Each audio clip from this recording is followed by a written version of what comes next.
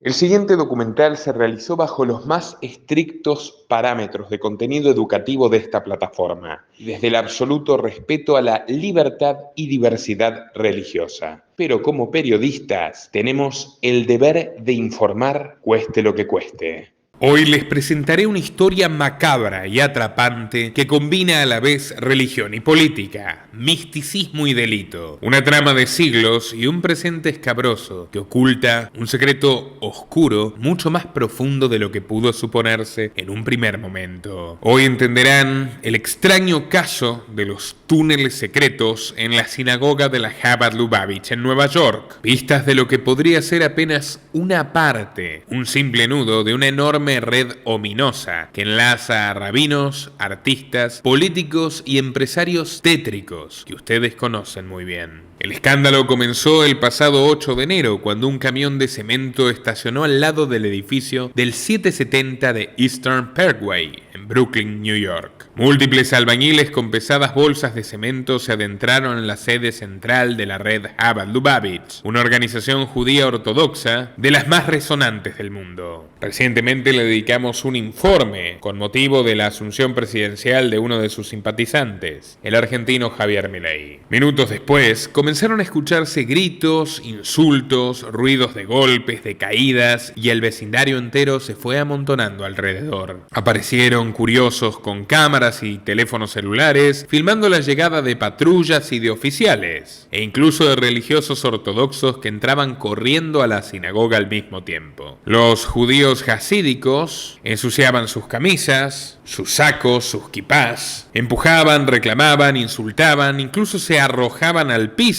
tratando de detener desesperadamente a los albañiles que preparaban las mezclas y rompían con martillos las paredes del santuario. Cuando los policías intentaban alejar a los desahuciados, estos se ofendieron todavía más y se vieron escenas de algunos de ellos arrojando bancos de madera y libros religiosos, libros de salmos y oraciones a los agentes, que respondían a su vez con gas pimienta. De aquel caos total acabaron llevándose esposados a 10 jóvenes del Chabad de entre 19 y 22 años bajo potentes murmullos y una neblina de polvo que salía del templo. Una escena francamente bíblica. ¿Y por qué hicieron tanto escándalo? ¿Qué hacían unos albañiles con cemento adentro de una sinagoga? Horas más tarde supimos que querían tapar un pasadizo secreto y tenebroso de aquella institución. Unos túneles que conectaban de forma clandestina y subterránea con una hilera de edificios vecinos. Tal como lo oyen, digno de película. Y hablando de películas, ¿recuerdan Sueños de Libertad? Donde el protagonista es un preso condenado injustamente que durante años se dedica a perforar artesanalmente un hueco en la pared de su celda con una cuchara. Bueno, la historia se asemeja, porque 6 jóvenes hasidistas empezaron a cavar hace unos meses este túnel de 1 metro de alto y 6 de ancho de la manera más furtiva posible, en horas bajas, metiendo el polvo en sus bolsillos y tirándolo en bolsas para que no fueran detectados. Pero con el correr de los días el trabajo se fue haciendo cada vez más grande, más sofisticado y más peligroso. Decidieron contratar a un grupo de obreros mexicanos sin empleo e indocumentados a los que les pagaban un pequeño puñado de dólares y los amenazaban fácilmente para que mantengan la boca cerrada. Los mexicanos hicieron una gran tarea instalando vigas de apoyo y coordinando sin decir siquiera una palabra, apenas unas señas en un silencio casi espectral que combinaba con el ambiente pérfido y por supuesto bajo la mirada severa y vigilante de un par de contratistas que los controlaban con recelo. Los hacían dormir y comer ahí mismo, donde no llegaba ni una pizca de sol, para no incurrir en el riesgo de que los vieran entrar y salir varias veces,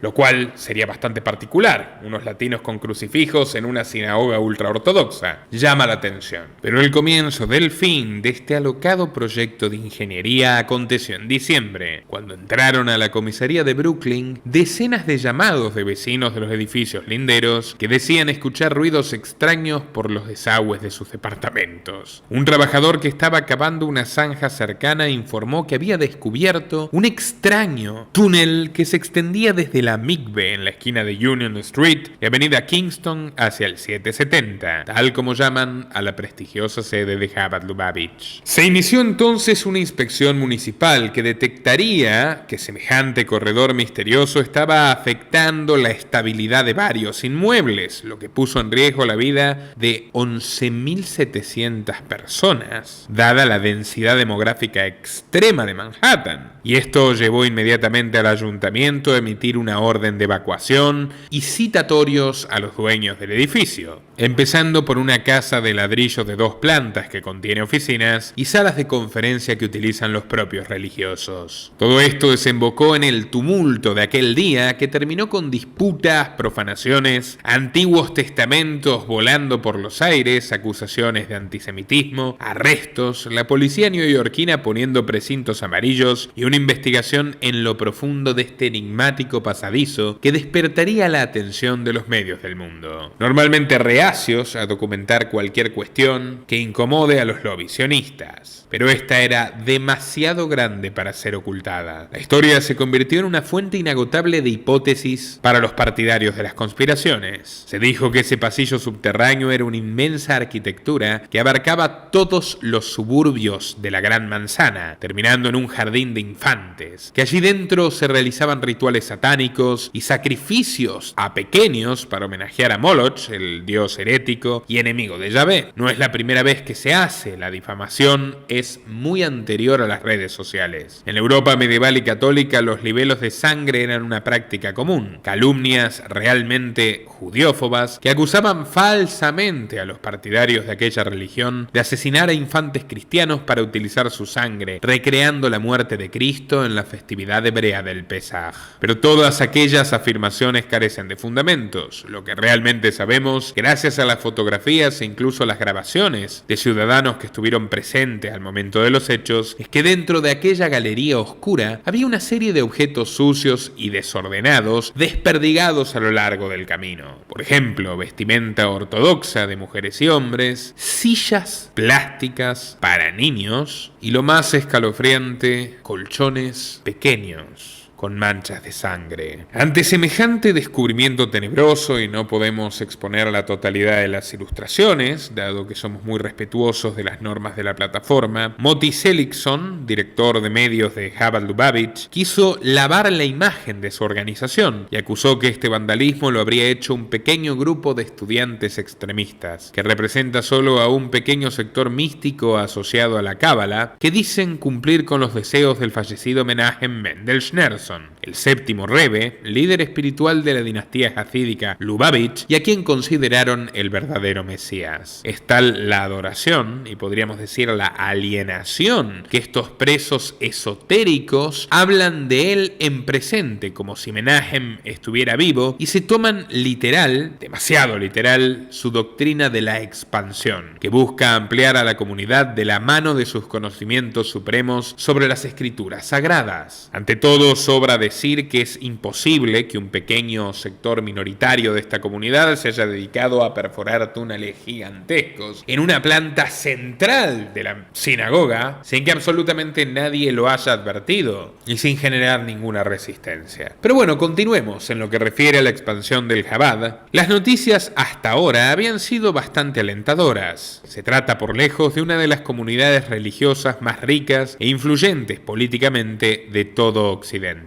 Sus 95.000 miembros no denotan tanta magnificencia, pero lo compensan con sus más de 3.500 centros distribuidos a lo largo de 100 países y 950 ciudades, que incluye sinagoga, jardines de infancia, escuelas, centros de rehabilitación, residencias para discapacitados e institutos de divulgación científica. Sus organizaciones benéficas tienen vínculos elitistas con algunas de las principales organizaciones no gubernamentales, de los filántropos más reputados y lobistas y funcionarios de todo el espectro político, de izquierda a derecha. Un ejemplo muy reciente es el de Milei, que en noviembre pasado visitó el Ohel, la tumba del Rebbe Menachem Mendel Schneerson en el distrito de Queens, acompañado de los más prestigiosos rabinos del Chabad, incluyendo a muchos involucrados en la historia de hoy. El presidente argentino, que ha confesado que desea convertirse al judaísmo, lo cual es bastante atípico, se ha convertido probablemente en el más chillón de los exégetas y propagandistas marxistas del sionismo internacional en el mundo de habla hispana. Pero al igual que Milei, Chabad Lubavitch no fue exitosa desde un principio, así que tendremos que hacer una indagación profunda para poder comprender este progreso, cómo llegó hasta dónde está y cuál es el siniestro trasfondo que podría explicar el misterio del túnel. Este movimiento religioso surgió en la Europa del Este del siglo XVIII. Fue fundado en 1775 por Schneur Salman de Liadi, un rabino nacido en el Gran Ducado de Lituania que acabó siendo absorbido por el Imperio zarista. Desde niño tuvo talento extraordinario para poder entender las enseñanzas hebraicas, a tal punto que a los 8 años escribió un comentario exhaustivo sobre la Torá en base a las obras de sabios del pasado. A los 12 se fue a estudiar el Talmud al pueblito ruso de Lubavitch con el rabino Isaac Ber, y allí escribió varios libros como su obra magna, Tanya, un texto donde presenta la filosofía de Chabad, cuyo nombre es un acrónimo hebreo de las 3 primeras emanaciones del árbol de la vida cabalístico: sabiduría, comprensión y conocimiento. Los críticos afirman que Tanya presenta un racismo metafísico, ya que su teoría indica que hay 2 tipos de almas: las judías, que son las almas nobles, y las gentiles, que se originan, per se, en el reino del mal. Estas ideas fueron convincentes para ir ganando adeptos dentro de la comunidad judía rusa, y estos adeptos no eran del todo pacíficos. En 1797, los líderes de la comunidad de Vilna acusaron a los Hasidim de actividades subversivas y de apoyar al Imperio Otomano en un complot para invadir Rusia. Un año después, Salman era arrestado bajo sospecha de traición y lo llevaron a San Petersburgo, en la fortaleza Petropavlovsky, donde fue sometido a un examen lleno de suplicios durante 53 tortuosos días. Quedó tan traumado que, a diferencia de otros líderes judíos, en 1812 apoyó con vehemencia al zar cristiano Alejandro I cuando Napoleón invadía Rusia con sus 600.000 soldados. Decía detestar los mentirosos intentos mesiánicos de Bonaparte, que buscaba mostrarse como un salvador universal, abriendo las puertas de los guetos y emancipando a los judíos residentes allí a medida que conquistaba Europa. Curioso. Si nuestro maestro Alejandro triunfa, dijo aquel rabino, aunque la pobreza será abundante, el corazón de Israel estará atado y unido al de su Padre en el cielo. Cuando termine, por el amor de Dios, queme esta carta. Esto le escribió a su amigo Moshe Meiseles, mientras por esas ironías de la historia huía justamente del inmenso ejército napoleónico que atravesaba con penuria, dolor y desdicha el fatídico desierto invernal. El pequeño corso fracasó estrepitosamente, perdiendo a más de 550.000 soldados, la mayoría de hambre y de frío, al igual que el rabino Salman, quien perdió la vida cerca del pequeño pueblo de Pena. Sus seguidores iniciaron una violenta batalla para suplir el cargo vacante, que incluyó literalmente 12 asesinatos, un problema dinástico que sigue persistiendo hasta hoy. Por ese entonces todavía eran unos pocos que se reunían en el pequeño poblado rural de Lubavitch, de apenas 1.600 habitantes, hasta que el quinto rebe de la dinastía, Shalom Dov Schneerson, decidió abandonar la aldea en 1915 para salvarse su pellejo de la persecución antisemita en medio de la Primera Guerra Mundial, que estaba acabando con el milenario régimen del zar. Pero con la revolución bolchevique de 1917 claramente no llegó la paz, y los hasidistas, que no profesaban ideología alguna, fueron perseguidos también por Yevsektsiya, la propia sección judía del Partido Comunista, con el consenso directo de Vladimir Lenin. Shalom Schneerson falleció en 1920 y su hijo Joseph Itzhak, el sexto rebe, fue llevado a prisión en 1927, acusado de actividades contrarrevolucionarias. Estuvo a punto de ser sentenciado a muerte, pero a último momento su yerno Menachem Mendel consiguió con sobornos que le cambiaran la pena capital por el exilio. El sexto rebe estuvo en Riga, en Varsovia, y financió a Menachem para que vaya a Berlín a convencer a los intelectuales judíos de colaborar con el Chabad. El yerno estudió matemáticas, física y filosofía en la Universidad de Berlín, donde conoció a físicos tan prestigiosos como el ganador del Nobel Erwin Schrödinger, conocido por sus aportes cuánticos, su paradoja del gato muerto y vivo a la vez, y su consumo de estupefacientes.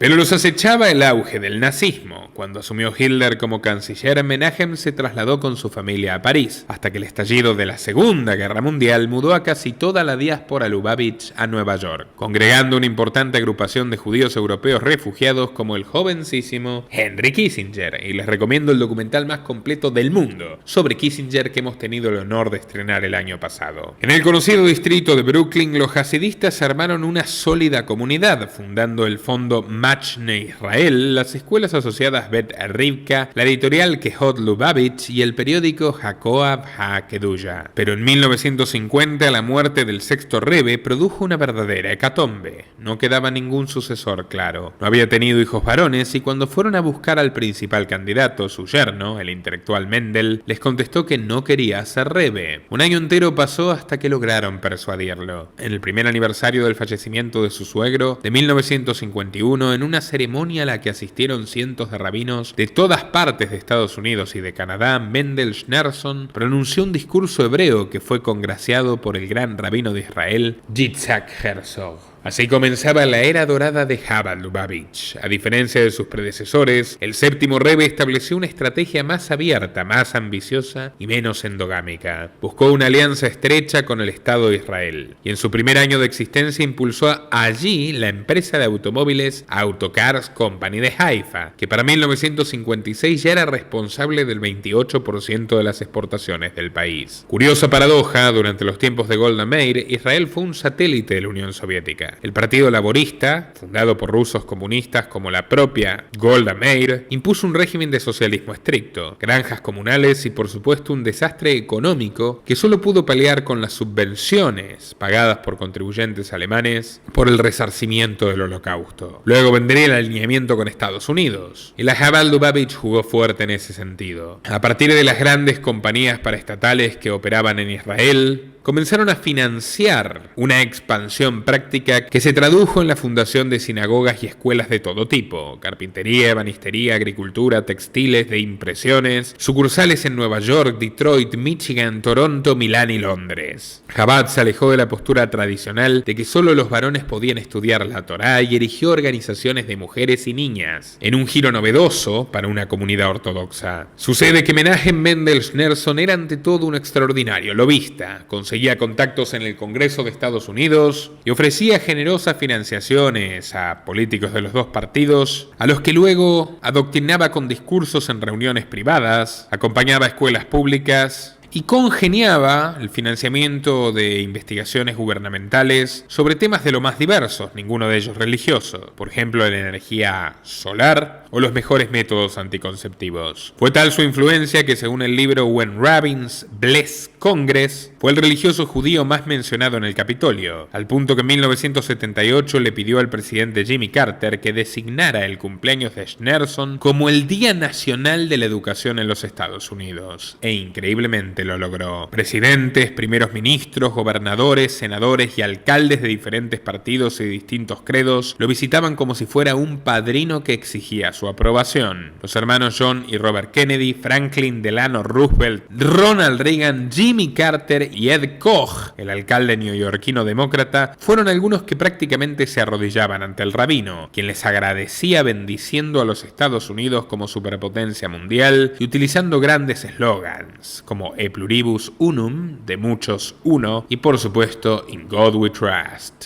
en Dios creemos. También defendía con vehemencia los asesinatos que cometía el sionismo. Justo antes del estallido de la Guerra de los 6 Días en 1967 entre Israel y los países árabes, Schneerson llamó a una campaña global para asegurar que los judíos observaran la mitzvah y confirmaran la protección divina contra los enemigos de Sion. Les anunció que no debían temer porque Dios estaba con ellos y citó el versículo de Salmos: no duerme ni reposa el guardián de Israel. Reconoció a las fuerzas criminales sionistas que asesinaron a más de 40.000 civiles, declarando que Yahvé los había elegido como un medio para la liberación de su pueblo. Lo irónico es que nunca visitó la tierra prometida, sino que los gobernantes lo visitaban a él, como los primeros ministros Ariel Sharon y Menachem Begin. Él mismo había sido miembro de los terroristas del Irgun que participaron del bombardeo asesino al Hotel Rey David y de la masacre al poblado palestino de Deir Yassin, donde acabaron con 107 árabes inocentes y aniquilaron a los bebés en sus cunas. Todo ello en nombre de su arrasador y fanático nacionalismo religioso. A finales de 1984 también recibió al primer ministro actual Benjamín Netanyahu. Schneerson lo abrazó cuando Netanyahu era embajador de Israel en las Naciones Unidas. En la sinagoga se celebraba el Simchat Torah, el final del ciclo de lecturas religiosas, y el Rebbe la propuso para decirle a Netanyahu que en cada una de las guerras de Sion los políticos habían desperdiciado los logros militares, que debían resistir con fuerza y negarles 1 centímetro de tierra de Israel, le hace de la Palestina invadida, a los Goyim. Luego le dedicó una profecía: entrarás en una casa de mentiras, en un salón de perfecta oscuridad. Si allí enciendes una pequeña vela, todos verán desde lejos su preciosa luz. Tu misión es encender la vela. Aquella misma noche, Schneerson declaró que la ideología de Chabad predecía que el séptimo Rebbe sería el Mashiach, el Mesías. Creó una canción, de hecho, para que los niños de todas sus escuelas la cantaran y memorizasen. Una balada infantil que decía así: queremos al Mesías ahora, no queremos esperar.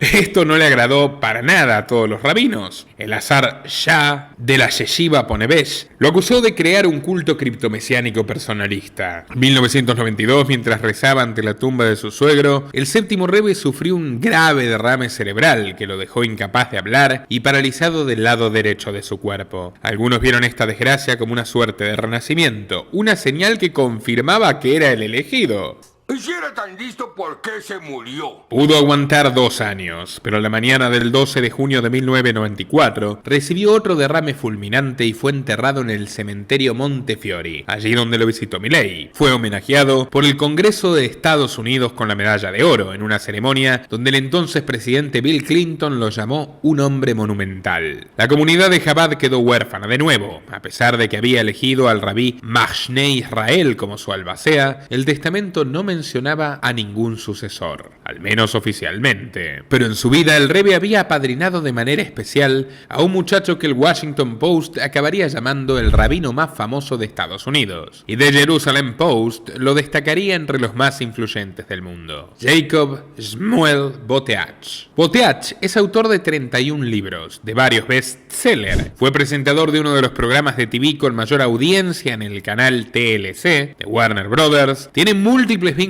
con celebridades, maneja organizaciones poderosas y hasta tuvo su incursión en la política. Sus padres se conocieron en Israel, pero él nació en Los Ángeles en noviembre de 1966 y tuvo su renacer a los 8 años cuando asistió a un campamento Lubavitch para olvidar el divorcio de los papás y enamorarse de lleno del judaísmo. Era tan curioso e inteligente que el Rebbe decidió convertirse en su patrón especial, muy especial. Con una relación casi íntima, jugaban al ajedrez, pese a sus más de 50 años de diferencia, y lo hacían a solas. A los 14 fue designado rabino y elegido personalmente por Menachem como uno de los 10 estudiantes de élite enviados a Sydney para estudiar en la mejor Yeshiva, una escuela centrada en el estudio de la literatura rabínica como el Talmud y la Halajá, la ley hebrea. Schneerson sabía muy bien que el verdadero éxito de Lubavitch no consistía tanto en encontrar un sucesor tradicional, un nuevo Rebbe, sino en formar a agentes, a emisarios que tuvieran el talento de saber divulgar y persuadir al resto de los judíos y al mundo entero de las virtudes de la secta. Fue entonces que en 1988 mandó a su mejor alumno, Shaliach, a una de las universidades más prestigiosas del mundo. Con 22 años, Jacob fue a estudiar a Oxford por casi una década y les aseguro que no defraudó a su maestro. Allí fundó la sociedad estudiantil El Sh'aim, que se convirtió en la segunda más grande del campus, incluyendo a cientos de judíos y más de 5.000 gentiles. Varios de ellos terminaron teniendo puestos jerárquicos muy altos, como el senador Cory Booker, el embajador israelí Ron Dermer, el funcionario de las Naciones Unidas Maurizio Giuliano y el alcalde de Los Ángeles Eric Garcetti, acusado de encubrir los acosos carnales de su asesor principal Rick Jacobs. Pero Jacob, el favorito de Menachem para sucederlo, convencía a los miembros organizando cenas sabáticas todos los viernes por la noche, donde invitaba a oradores destacados de diversos ámbitos. Me acaban de dar una pelota de golf, si no me equivoco. Esto se hace con zapatillas, no con zapatos. Si no me sale, no es culpa mía, sino que me traigan una zapatilla. ¿Lo va a hacer con una pelota de golf? Sí. Inténtelo si puede. 6 primeros ministros israelíes aceptaron sus invitaciones. También el ex líder de la Unión Soviética, Mikhail Gorbachev, Benzion Netanyahu, el historiador medievalista padre de Benjamín, el físico Stephen Hawking, el músico Michael Jackson, el general estadounidense Robert Oakes, el cantante Boy George, el futbolista Diego Armando Maradona y el actor John Boyd, padre de la actriz Angelina Jolie, con quien tuvo una pelea severa, diciendo que la decepcionó mucho cuando ella declaró que los bombardeos inmisericordes sobre Gaza estaban convirtiendo una nación entera en una gran fosa común. Absolutamente cierto, más allá de lo que pensemos de Angelina Jolie. Incluso invitó al director del Mossad, Isher Harel, el mismo que fue despedido en 1962 cuando se hizo pública la operación Damocles, donde la inteligencia israelí intentó secuestrar y asesinar con cartas bombas a unos científicos supuestamente nazis que en aquel momento estaban desarrollando cohetes para Egipto en un sitio militar conocido como Fábrica 33. Con la sociedad El Shaim, Jacob Boteach fue adquiriendo contactos y prestigio, pero en 1994, luego de la muerte del Rebbe, las autoridades celosas del Chabad lo quisieron despedir por no querer brindar una conferencia en la sede de Brooklyn para oponerse a los acuerdos de Oslo. Cuando Bill Clinton reunió en la Casa Blanca al primer ministro israelí Jack Rabin y al líder de la Organización de Liberación Palestina Mahmoud Abbas, quienes firmaron una paz aparente. No es que Boteach pensara distinto, pero sabía que hacer pública esta oposición perjudicaría la imagen benevolente que estaba construyendo el movimiento desde hacía décadas. Era mucho más inteligente que ellos. Renunció a su cargo en la sinagoga y regresó a Inglaterra, pero se siguió presentando en público como un hasidista de Lubavitch. En 1998 publicó por extractos en la revista Playboy el bestseller que lo llevaría a la fama, Kosher Sex, una receta para la pasión y la intimidad. Los medios británicos llamaron al libro como el Kama Sutra Kosher, pero era mucho más que eso. Ofrecía una manera nueva de mostrarle la sexualidad a las comunidades judías, rompiendo tabúes y presentando al sexo como un poder oculto, una marea abrumadora de emociones positivas. Una de sus frases icónicas era la siguiente: las parejas deberían tener el sexo más sucio, donde no puedan controlarse, donde se despierte la bestia interior. De eso se trata la pasión. Corría el año 2000 y el Times de Londres nombró a este rabino excéntrico como el predicador del año, y The Jewish Chronicle lo describió como el más destacado del Reino Unido. Ya era toda una celebridad. Fue entrevistado por el legendario Larry King, estuvo en el show del Dr. Phil en Deadline NBC, The Today Show, The View y Piers Morgan sin censura, presentándose en este intenso rally televisivo como el maestro jasídico del amor. Pero la fama, señores, tiene su lado oscuro y suele develar además lo peor de un personaje.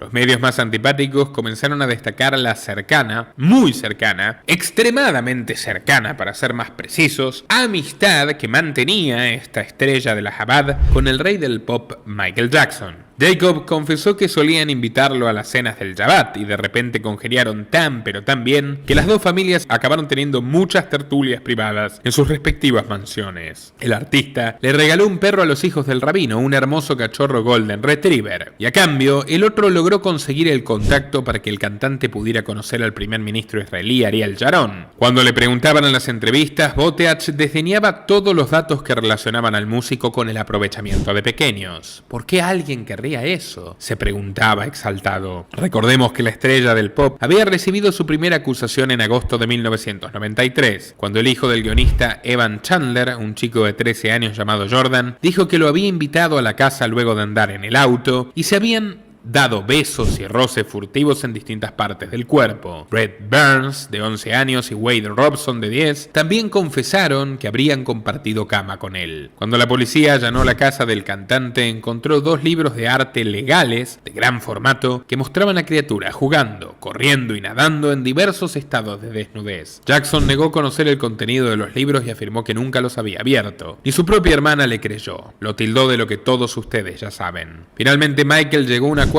extrajudicial con los Chandler por una suma total de $23 millones, mientras Jacob aparecía en diversos programas siendo casi el único que lo defendía. Hice mi propia investigación, nunca tuvo relaciones con el pequeño, sostenía una y otra vez el rabino del Chabad en el programa de Oprah. Había intereses de por medio, por supuesto. La sociedad El Chaim estaba asociada a la rama Health de Kids, de la ONG Help the World Foundation, fundada por el propio Jackson. Escuchen esto: para alentar a los padres a pasar más tiempo con sus hijos y luchar contra el hambre, la falta de vivienda, la explotación y el abuso infantil. El aprendiz del séptimo Rebbe dirigía la rama de una fundación que pertenecía a un presunto aprovechador de criaturas. ¿Me van siguiendo? Todo parecía haberse solucionado, pero en 2002 los canales del mundo mostraron grabaciones de Michael sosteniendo de manera peligrosísima y provocativa a su bebé en un balcón muy alto de un hotel de Berlín, al borde del abismo. Las críticas fueron severas y, para colmo, unos meses más tarde, el músico pop volvió a ser acusado, esta vez de 7 cargos de abuso carnal y 2 de administración de bebidas alcohólicas y de un sedante peligroso. El juicio se postergó hasta el 2005 en Santa María, California, donde Jackson debía enfrentarse a más de 20 años de prisión. Boteach convenció a su amigo de que se sometiera a un programa de recuperación elaborado, que incluía despertarse a una hora razonable y a no estar solo con niños que no fueran sus propios hijos. En un giro sorpresivo y bastante sospechoso, el cantante fue absuelto de todos los cargos y se lo vio salir del tribunal luciendo en su muñeca izquierda un bende, un hilo rojo usado por los seguidores partidarios del Centro de la Kabbalah, ONG espiritual, sexual y manipulativa que abdujo a Madonna, video muy recomendado, y que tiene vínculos muy profundos con Chabad Lubavitch. Y en ambas organizaciones, ya lo verán, se han presentado múltiples casos de aprovechamiento carnal. Empezando por el fundador del Centro Kabbalah, el rabino Philip Berg. Esto lo hemos tratado en el documental sobre Madonna, quien es una de las integrantes más influyentes y activas. Lo cierto es que en esta época Jackson también visitaba una isla muy particular, muy tenebrosa, muy perversa, la isla de Jeffrey.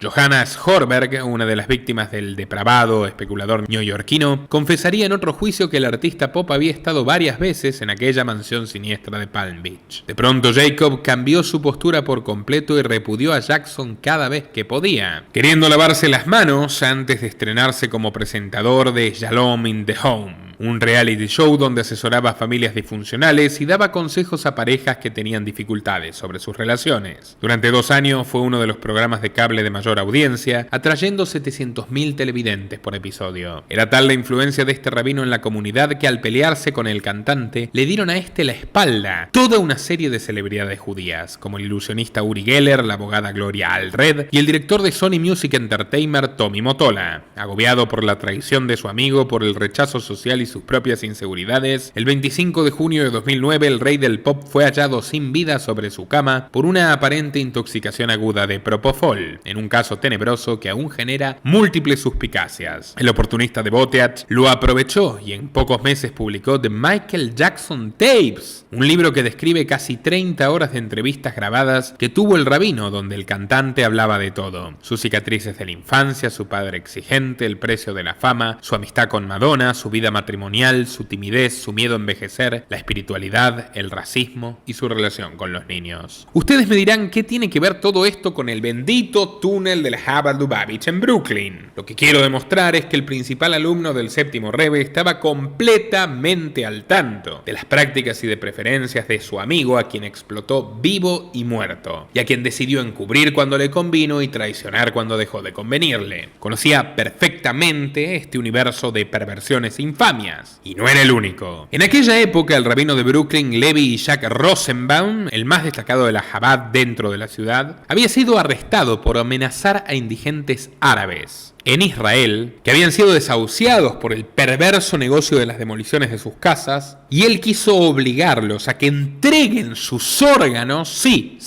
sus órganos a precio de ganga, y luego venderlos 16 veces más caros en Estados Unidos. Les ofrecía $10.000 por riñón y luego los comerciaba con pacientes desesperados de Estados Unidos, quienes pagaban $160.000. Y esto es data del FBI. También reconoció que ayudó a cada receptor pagado a inventar historias encubiertas para engañar a los empleados del hospital, haciéndoles creer que el trasplante era producto de una donación genuina. Lo condenaron a una multa de $250.000 y a 2 años de cárcel, pero no fue deportado porque los funcionarios federales de inmigración determinaron que su delito no fue de vileza moral: robar órganos en Israel a los pobres árabes a quienes Israel les robó sus casas para luego venderlos 16 veces más caro en los Estados Unidos. No tiene absolutamente nada de irregular para los funcionarios de migraciones. Tomen nota. Y además, parece que este señor conocía muy bien a Boteach porque le dio una donación generosa cuando este se postuló en las elecciones de 2012 para la Cámara de Representantes en el norte de New Jersey. Jersey. Fue el primer rabino en postularse como candidato republicano y estaba luchando por ser el primero en el Capitolio. Había renovado su fama cuando publicó aquel año su libro Kosher Jesús, donde afirmaba que Cristo era un rabino sabio, erudito, observador de la Torá, que despreciaba a los romanos por su crueldad y que los judíos no habían tenido nada que ver con su asesinato, sino que había sido Poncio Pilato. Habrá que ver cuál se lavó más las manos, si el gobernador de Judea o el rabino del amor. Lo cierto es que esta hipótesis sobre Jesús cumplía una función política. Servía para acercar posturas y atraer tanto a judíos como a cristianos evangélicos. Jacob comentaba en su campaña que apoyaba a los asentamientos israelitas, estos donde arrasan con las casas de los palestinos y luego los arrojan a las calles para quitarle los órganos, y se enorgullecía diciendo que 2 de sus hijos habían servido como buenos soldados, mejor dicho, sicarios de Israel. Con respecto a su campo de expertise, la sexualidad, se opuso firmemente a la pornografía online, asegurando que era un peligro público de una gravedad sin precedentes, y reconfirmó su postura años después cuando coescribió el libro Lust for Love junto a Pamela Anderson, ex corijita de Playboy, donde reflexionaban sobre cómo el amor carnal apasionado y significativo ha ido disminuyendo por culpa del porno. Pedían una nueva revolución sexual, y eso ya estaba ocurriendo, pero no de buena manera, porque en aquel 2012 Nehemia Weberman, rabino y consejero de la comunidad judía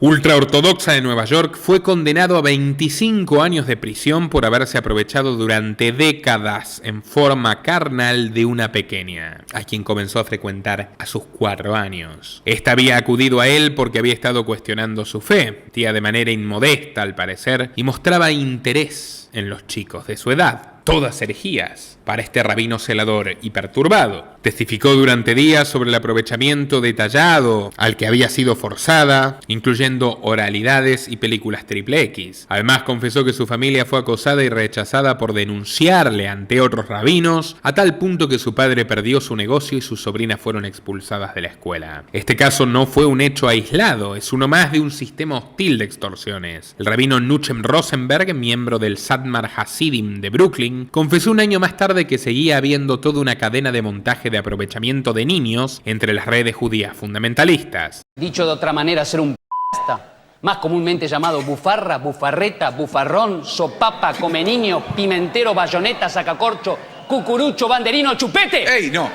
Según él, alrededor de la mitad de los jóvenes varones de la sociedad hasídica de Brooklyn habían sido víctimas, formando rituales perversos de iniciación. No es para menos. Siendo más de 80.000 judíos, los ortodoxos de Brooklyn son la comunidad de este tipo más grande del planeta, en una zona con mucha densidad poblacional. Rosenberg narró que su experiencia como miembro cambió en una visita a Jerusalén en 2005, cuando entró en una mikveh, un baño especial de purificación hebrea, en el antiguo barrio Mea Shearim. Cito: abrió una puerta que daba a un shvitz. Había vapores por todas partes que apenas me dejaban ver. De pronto vi a un rabino anciano de barba blanca y sentado en su regazo una criatura de 7 años, haciéndole cosas a su cuerpo. Esto es información periodística, estricta y lo más sutil posible, pero es obligado que comprendan la gravedad de los hechos. Dijo que el niño fue atravesado como si se tratase de un animal indefenso, que no decía nada, que ni siquiera gritaba, pero que en su cara había horror. Y lo peor es que el rabino lo miraba a Rosenberg, como si no le importase, no se detuvo. Entonces el otro se enfadó, lo agarró de la ropa y le espetó: ¿qué le estás haciendo al alma de este chico? Lo estás destruyendo. Y el anciano maligno contestó: ¿cómo te atreves a interrumpirme? Y le pegó con un palo pegado a una esponja. Recuerden que Javier Milei es el partidario de la venta de órganos, probablemente de indigentes palestinos, y la compra-venta de niños. Me parece que tiene mucho más que ver con la Jabal Lubavitch que con Rothbard. Esta experiencia marcó la vida de Rosenberg y desde entonces empezó a escribir un blog sobre estos horrores cometidos por sus colegas religiosos y abrió una línea directa en Nueva York para escuchar denuncias de abusos de rabinos, realizando llamamientos en YouTube y en la CNN. Se convirtió en un auténtico mártir. Su propia comunidad comenzó a injuriarlo, a calumniarlo y a odiarlo. Recibió amenazas de muerte todos los días. En los periódicos yiddish, los anuncios publicados por los grandes jueces rabínicos lo denunciaron como un obstáculo para la Casa de Israel, que ofrece discursos venenosos y repugnantes. Caminando por la sección de Williamsburg en Brooklyn, una vez un hombre corrió detrás de él, le dio una palmada en el hombro y le arrojó una taza de lejía en el rostro. Rosenberg fue al hospital con quemaduras faciales y quedó temporalmente ciego. Esto es lo que se oculta en los túneles de Brooklyn, señores y señoras. Había sido mandado por el escuadrón de modestia de los hasidistas, grupos civiles de tipo paramilitar en los Estados Unidos del siglo XXI, que se dedican a amonestar a quienes no aceptan su tradicionalismo extremo, regulando la conducta moral adecuada mediante amenazas y ataques, lo mismo que hacen los sauditas y los iraníes, y que supuestamente escandaliza a los aliados laicos y democráticos de Israel. Deborah Feldman, en su libro Unorthodox, no ortodoxa, describió que ellos prohíben los libros, las revistas, la música, los dispositivos con accesos a internet, las fotografías e incluso las cartas de amor, pero no prohíben que sus propios miembros cometan atrocidades con pequeños. Y ahora es importante que le haga una aclaración a la comunidad de YouTube. Como liberal, yo me opongo completa y frontalmente al antisemitismo, a la judeofobia y a cualquier tipo de práctica discriminatoria. No estoy criticando de ninguna manera al judaísmo en general y ni siquiera a los sectores ortodoxos, entre los cuales destaco a los nobles y heroicos rabinos antisionistas que defienden los derechos de los palestinos. Lo que hago es limitarme a informar y a revelar que ciertos sujetos de estas comunidades espurias llevan adelante una telaraña de poder y encubrimiento de perversiones, corrupciones y chantajes brutales. Es mi deber como periodista, aunque insisto, no todos son así. De hecho, hay integrantes dentro de la Chabad Lubavitch que tienen el valor de reconocer esta monstruosa red y combatirla. El rabino hasídico Moshe Gutnick, integrante del Tribunal Rabínico de Sydney, Australia, reconoció que el Chabad australiano era culpable de encubrir crímenes sexuales cometidos por ellos mismos y de presionar a las víctimas y a sus familias para que no los denunciasen a la policía. Y aquellos que tenían la osadía de hacerlo eran considerados Moser, informantes, y estaban condenados al ostracismo. Declaró: es una cultura del ocultamiento que impregnó nuestro pensamiento y nuestras acciones, caracterizándonos como una secta. Lo sorprendente es que el hermano de Moshe, Joseph Isaac Gutnick, mejor conocido como Diamond Joe, es uno de los empresarios más ricos de la industria minera australiana, que es importantísima. De hecho, estudió para la ordenación rabínica en Brooklyn, donde el séptimo Rebbe le encargó la tarea de extraer oro en el desierto australiano para sus aliados. Hoy se dedica a invertir en litio jugenio exactamente hace 4 semanas, tras ser recibido personalmente por Javier Milei. Gutnick es uno de los principales financistas del criminal de guerra Benjamín Netanyahu. A cambio, el primer ministro de Israel lo colocó como emisario especial del Rebbe para la integridad de la Tierra Santa. Es tan sofisticado el esquema de manipulación que estos hasídicos tienen comprados a los agentes del orden. En 2023, el rabino Jacob Daskal, guía espiritual de familias, fue declarado culpable en un tribunal de Brooklyn por haberse aprovechado de una jovencita de 15 años después de que ella se mudó con él para escapar de una situación familiar compleja. Daskal se había presentado como una figura paterna y salvadora y la fue convenciendo de que los roces entre ellos no tenían nada de malo. Mientras tanto, dirigía la sociedad Borough Park Jomrim, un grupo privado de seguridad que patrulla los vecindarios hebreos ortodoxos y que posee estrechos vínculos con el Departamento de Policía de Nueva York, disuadiendo los delitos callejeros, respondiendo a llamadas de socorro, actuando como enlaces con los oficiales y a veces cometiendo racismo contra los residentes de color que viven junto a sus enclaves. Nicolás Garufis, el propio juez federal que lo condenó, reconoció que el acusado era un hombre con inmenso poder entre los suyos y que sabía cómo utilizarlo. Con todo este contexto que presentamos, no podemos descartar que aquel túnel construido sea una parte crucial de este sistema pérfido. Pero no es nada si lo comparamos con los lazos financieros que poseen con la élite. Chabad Lubavitch ha recibido en 2019 una abundante financiación de la Fundación Clinton, una de las ONGs más importantes del planeta, para establecer un curso que pretendía enseñarles técnicas pedagógicas a líderes espirituales infantiles que teóricamente tenían que dedicarse a combatir el abuso de sustancias psicoactivas. 3 rabinos del Chabad, Eliyahu Schusterman, Hirsch Minkowitz y Efraín Silverman, fueron seleccionados para participar en un seminario de Atlanta. No es casual que uno de los donantes iniciales de esta iniciativa conjunta con la Fundación Clinton fue ni más ni menos que Jeffrey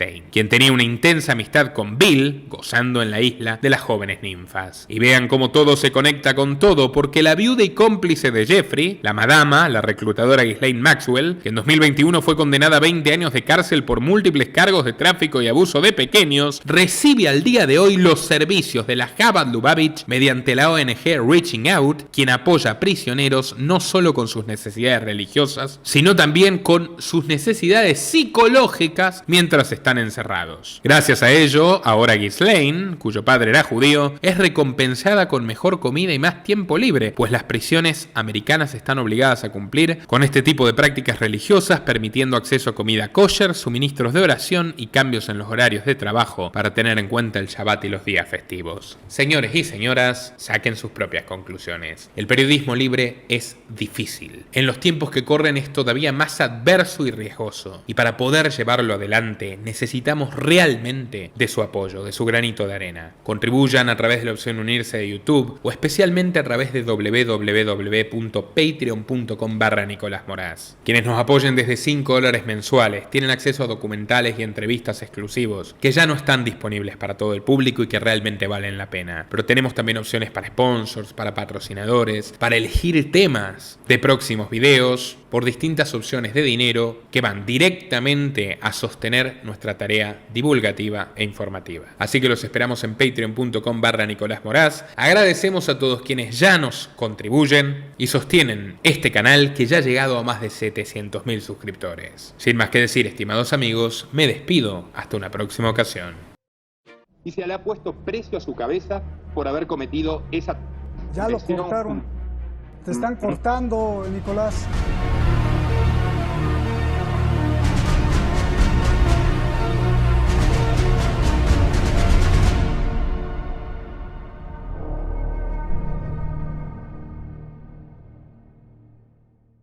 Nuestro trabajo depende de tu apoyo.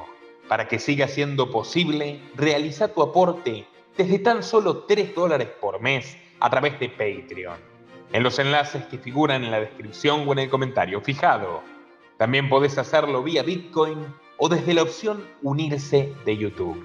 Y si estás en Argentina, elegí el medio de pago de tu preferencia a través de Mercado Pago. Quienes nos apoyen en Patreon desde $5 mensuales tendrán acceso a análisis, entrevistas, conferencias y documentales exclusivos. También tenemos opciones para sponsors, así que publicita con nosotros a través de patreon.com/Nicolás Moraz.